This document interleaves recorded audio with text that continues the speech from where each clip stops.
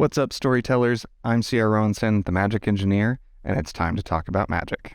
Before we dig into the video itself, I want to apologize. This format is not how I generally like to record my one-on-one videos, but my lavalier mic that I use with my camera broke. The cable kind of fell apart, so I am currently without a mic, so that's why I'm using this setup, the same setup I use in the Spells and Specialist episode. So if the sound quality is different at all, that's probably a big part of it. In a previous video, we talked about what I believe to be the true difference between magic in a world and technology in the world. Now, they're both still magic systems, in my opinion, but technology versus magic does change how it can interact with and behave in the world and change the world around it. And if you want to watch that video, I'm going to leave a link right up here.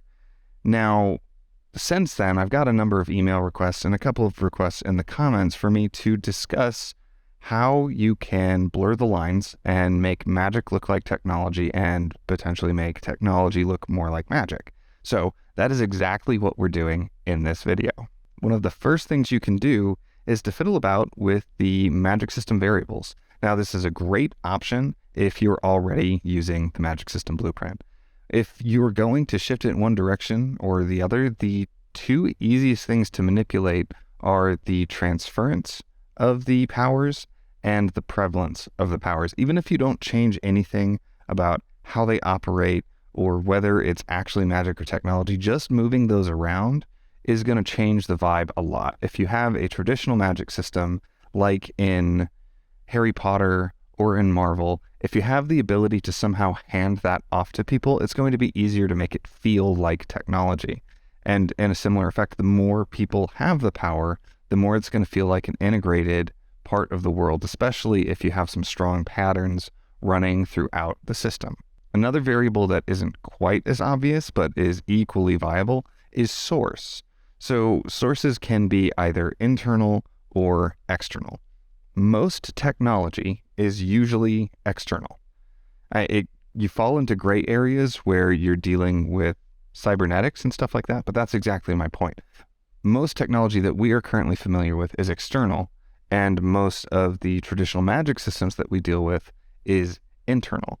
So if you have something that is decidedly one or the other and you find ways to change, whether it's internal or external, that can fiddle with things a bit. For example, cyberpunk type situations where the implants start feeling more internal, and especially from the outside, it can seem more like a magic system.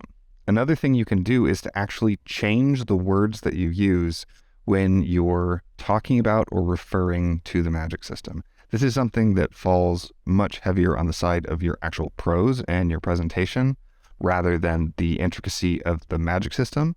But that's kind of the beauty of this, is you could have the exact same magic system and change the vibe based on the words that people are using. So if you wanted it to feel more technological, you could start using words like circuit, cipher, grid, procedure, analysis, coding, just taking some of those conceptual words, buggy, anything that we kind of relate to talk to our technology, current, that could work. And on the other side, you can make it feel more magical if you start using words like incantation or portal, inscription, glyphs, that kind of thing. Well of power is a very common one, whereas with technology, saying power source is going to feel a bit more technological. So it's something you can do in your story to really shift things around on that perceived spectrum of magic versus technology. Another way to change this would be to alter the in-world knowledge about the magic system. Asking the questions of where did the magic come from? Where does the power come from? And where do people think the power comes from? And also, how does it compare to other currently available technology or abilities? Those are some good questions to get you rolling through this. If it is unknown origin, the construction of this item is unclear or mysterious, it's going to feel more magical. Also, if it's a new thing that doesn't seem to fit with everything else that is currently in the world, that aberration is more likely to feel magical. On the flip side, if things are well documented and further explored or seems very much in line with what people are already dealing with, it's going to be easier to feel like technology. So for example, if we just had our world and all of a sudden we have the teleportation appear, kind of like they have in Thor, right?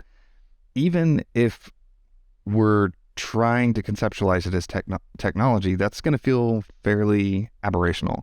And if you couple that with changing the words and stuff that are used, it can feel like we have a world filled with technology with this magical effect that has suddenly appeared. As part of this, you can increase or decrease the number of specialists that exist for the magic system in your world.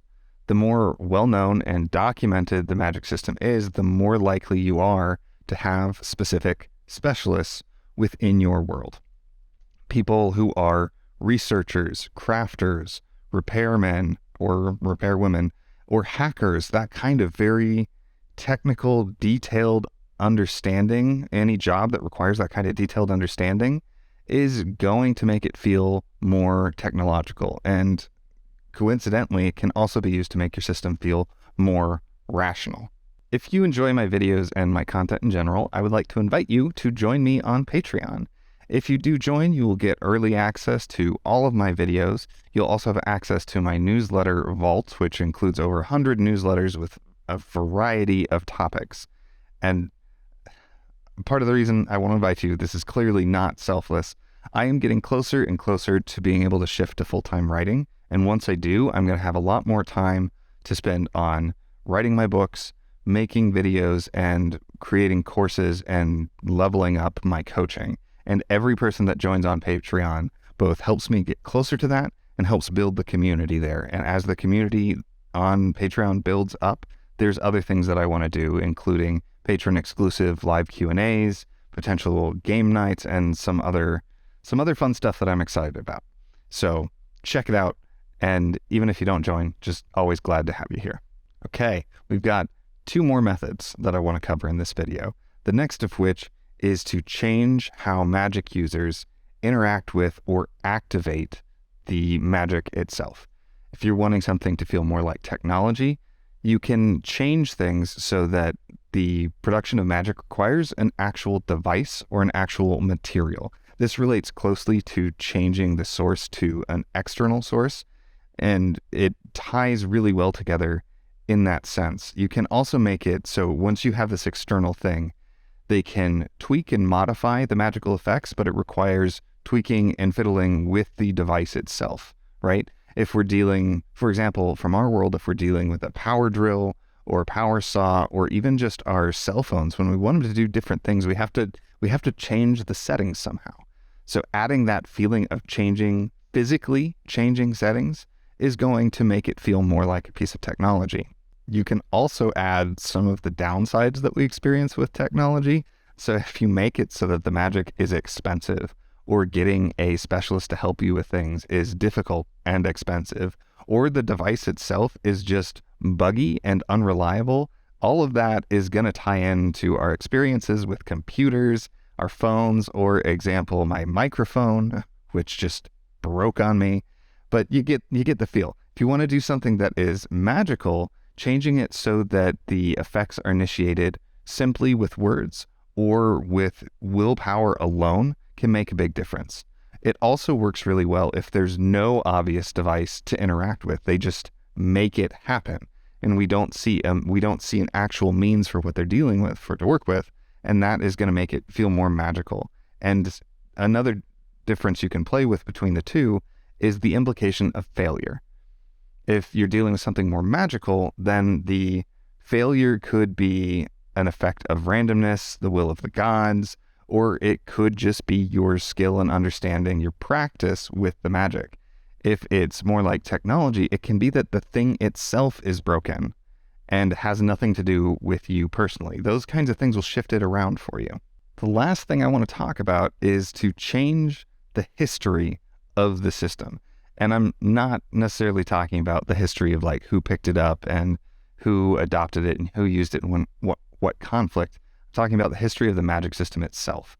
Has it been a static system over multiple generations or long periods of time where the structure hasn't changed, the available effects have remained constant, and just the way they're interacted with is all the same. If you want to go a step further, it can even be that their understanding hasn't developed any further, either because they don't have the means to, or it simply can't be defined, or for whatever reason, maybe you have people who aren't interested in exploring that. That will all make it feel more magical, just as randomized and just as individualized as ever. On the flip side, if people have taken the magic system, teased out the nuances, started creating new applications and new patterns and generating new relationships between the magic and itself and the magic and the world, that's all going to shift it to being more technological, as well as if it has grown in quality and precision and refinement, especially if an entirely new effects and objects are created because of a deeper understanding of the magic system.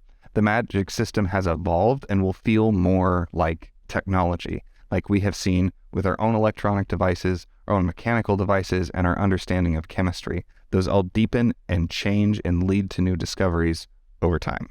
That's all for now. And while there is a difference between true technology and true magic, hopefully now it's clear some of the ways that you can shift them and blur the lines and create the tone that you want to have.